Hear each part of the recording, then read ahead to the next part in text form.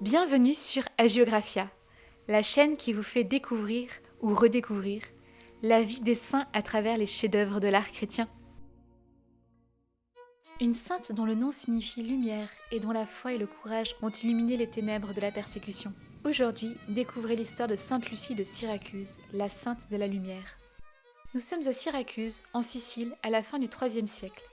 Lucie naît dans une famille noble et chrétienne. Son nom vient du latin lux, la lumière.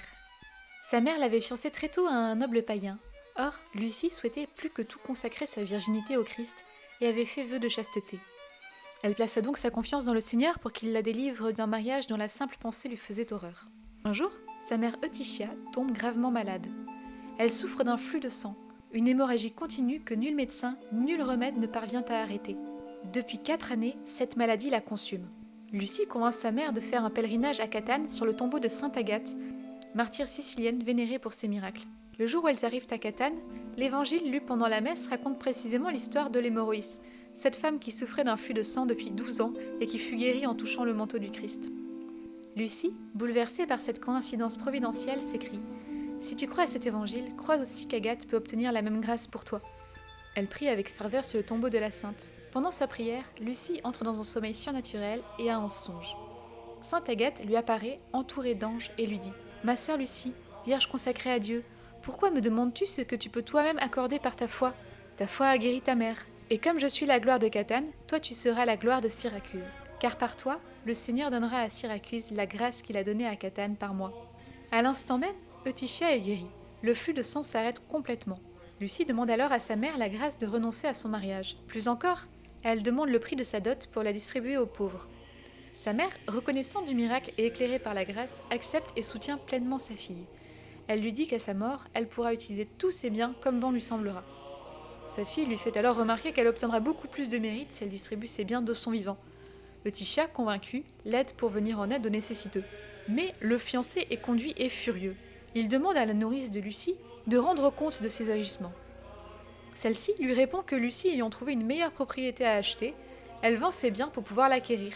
Et lui, dans son aveuglement, crut qu'elle parlait de choses matérielles, alors il se mit à les encourager dans la vente de leurs biens. Cependant, tout fut vendu, et ce fut de notoriété publique que tous leurs biens étaient allés aux pauvres. Humilié publiquement, dépossédé de la fortune qu'il convoitait, le fiancé furieux porta plainte devant le consul Pachaz, disant que Lucie était chrétienne et qu'elle n'obéissait pas aux lois de l'Empire. Nous sommes alors en l'an 303 ou 304, sous le règne de l'empereur Dioclétien. La grande persécution contre les chrétiens bat son plein. La dénonciation de Lucie est une condamnation à mort quasi certaine. Elle est arrêtée et traînée devant le tribunal. Pachaz commande à Lucie de sacrifier aux idoles. Elle lui répond « Le sacrifice qui plaît à Dieu, c'est de visiter les pauvres et de les aider dans leurs besoins. Et comme je n'ai plus rien à offrir, je vais m'offrir moi-même au Seigneur. » Et Pachaz lui dit « Tu racontes cela à des imbéciles, mais pas aux consuls qui font respecter les édits des empereurs. » Lucie, imperturbable, tu as peur de tes empereurs terrestres, et moi je crains Dieu qui est dans les cieux. Tu veux leur plaire, et moi je veux plaire au Christ. Tu redoutes de les offenser, et moi je redoute d'offenser Dieu. Tu cherches à éviter leur colère, et moi je cherche à éviter la colère divine. Fais donc ce que tu veux, et moi je ferai ce que je jugerai m'être utile. Elle lui cite également ce passage de l'Évangile selon saint Luc. Quand on vous mènera devant les synagogues, les magistrats et les autorités, ne vous inquiétez pas de la manière dont vous vous défendrez ni de ce que vous direz, car le Saint-Esprit vous enseignera à l'heure même ce qu'il faudra dire. Le gouverneur, pensant l'intimider, « Je vais te faire conduire dans un lieu de débauche, tu y seras déshonoré et tu y perdras ton Saint-Esprit. » Lucie lui répond « Le corps n'est souillé que si l'âme y consent, et si, malgré moi, on viole mon corps, alors ma chasteté s'en trouvera doublée. Or, jamais tu ne pourras contraindre ma volonté. » Pachaz, exaspéré, fit venir des proxénètes et il leur ordonne qu'elle soit traînée de force dans un bordel. Mais un miracle se produit. Quand les gardes tentent de la saisir pour la déplacer, l'Esprit Saint la rendit si pesante que même 1000 hommes ne parvinrent pas à la bouger d'un centimètre. On fait venir des bœufs pour la tirer, sans plus de succès. Elle reste inébranlable. Pachaz, humilié et furieux, crie à la sorcellerie. Il convoque des mages et des magiciens pour essayer de la déplacer par des enchantements. Mais aucun pouvoir ne peut ébranler celle que Dieu protège. Le gouverneur ordonne alors verser sur elle de l'huile bouillante et de la résine enflammée. On verse l'huile brûlante, on allume un bûcher tout autour d'elle, mais Lucie reste debout au milieu des flammes, intacte, comme les 3 jeunes gens dans la fournaise de Babylone. Elle continue à louer Dieu et à encourager les chrétiens présents. Elle dit « Dieu m'a accordé de supporter ces délais dans mon martyre, afin d'ôter aux croyants la peur et de la souffrance, et aux non-croyants de blasphémer. Le miracle stupéfie les païens et fortifie les chrétiens dans leur foi. Les amis de Pachaz, face à sa fureur, enfoncent une épée dans la gorge de la sainte. Mais même avec cette blessure mortelle, Sainte Lucie ne tombe pas. Elle continue à parler clairement. Elle prophétise la fin prochaine de la persécution. Je vous annonce que la paix va être rendue à l'Église. Maximien vient de mourir et Dioclétien a été chassé du trône. Et comme ma sœur Agathe est la protectrice de Catane, moi je serai la protectrice de Syracuse. Et en effet, selon les sources historiques, Dioclétien abdiqua le 1er mai 305, peu après le martyre de Sainte Lucie. Lucie demande alors à recevoir la Sainte Communion une dernière fois. Un prêtre lui apporte le corps du Christ, et ce n'est qu'après avoir reçu l'Eucharistie que Sainte Lucie rend son âme à Dieu. Nous sommes le 13 décembre 304. La fête de Sainte Lucie est célébrée le 13 décembre. Dans l'ancien calendrier julien, c'était le jour du solstice d'hiver, la nuit la plus longue de l'année, le moment où les ténèbres semblent triompher. Et c'est précisément là que l'Église place Sainte Lucie, la lumière qui perce l'obscurité. En Sicile et à Syracuse, sa ville natale, son culte est immédiat et fervent dès le IVe siècle. Une basilique est construite sur le lieu de son martyre, les Siciliens la vénèrent comme leur protectrice. On raconte qu'en 1646, lors d'une terrible famine, un navire chargé de blé arriva miraculeusement à Syracuse le jour de la Sainte Lucie, sauvant ainsi la population de la mort.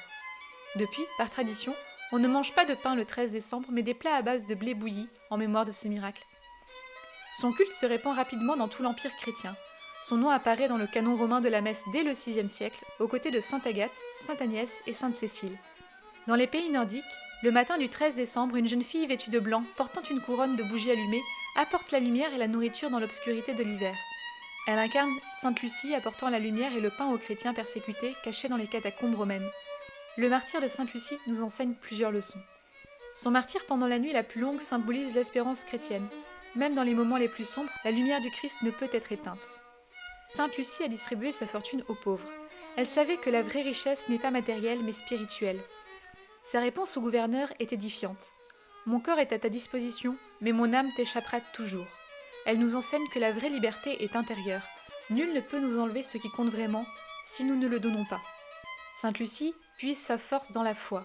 Même les bœufs ne pouvaient la déplacer quand elle était ancrée dans l'amour de Dieu et remplie de l'Esprit Saint. Même la gorge transpercée d'une épée, elle a continué à parler, à prophétiser, à témoigner. Sa voix n'a jamais été réduite au silence. Aujourd'hui encore, des millions de personnes dans le monde entier célèbrent Sainte Lucie. Et chaque 13 décembre, dans les jours sombres qui précèdent Noël, nous nous souvenons de la lumière brille dans les ténèbres et les ténèbres ne pourront pas l'éteindre. Vous vous demandez alors peut-être, et les yeux de Sainte Lucie ? Dans l'art chrétien, on la représente très souvent tenant une coupe avec 2 yeux. C'est l'élément le plus célèbre de son iconographie. Pourtant, ce détail n'apparaît ni dans la légende dorée, ni dans les actes anciens de son martyre, ni chez les bollandistes. C'est une tradition médiévale tardive qui s'est développée autour de son nom, par rapport à la lumière qui réjouit les yeux, ou peut-être par confusion avec une autre sainte nommée Lucie la Chaste, une vierge romaine du IVe siècle qui se serait arraché les yeux pour repousser un prétendant obsédé par leur beauté.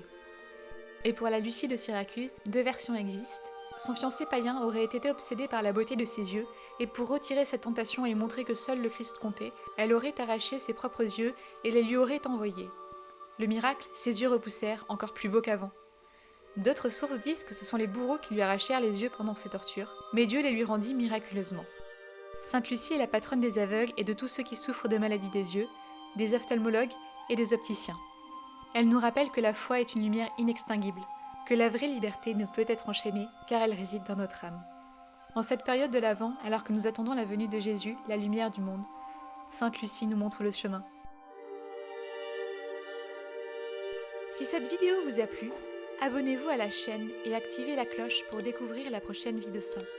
Dites-moi en commentaire quel est votre saint préféré et partagez cette vidéo autour de vous. À bientôt!